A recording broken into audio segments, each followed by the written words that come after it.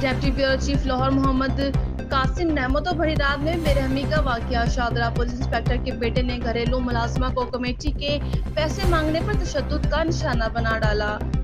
واقعہ تھانہ شاہدرہ کی حدود گلشن حیات پارک میں پیش آیا۔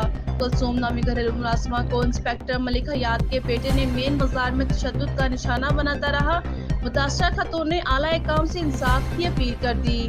انسپکٹر ملک حیات کے گھر ملازمت کرتی تھی۔ 5 لاکھ کی کمیٹی کے پیسے انسپکٹر حیات کے گھر والوں کو امانت کے طور پر رکھوائے تھے کہ کچھ دنوں سے کمیٹی کے پیسوں کا تنازع چل رہا تھا۔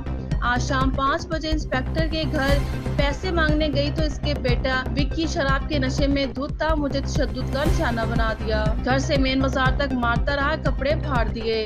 واقعے کی ویڈیو سوشل میڈیا پر وائرل ہونے پر پولیس مقدمہ درج کر دیا۔ متاثرہ خاتون کو تھانے طلب کر لیا۔ اس حقائق کو منظر عام پر آنے کے بعد ذمہ دار ملزمان کے خلاف کارروائی ہوگی۔ SHO محمد شبیر۔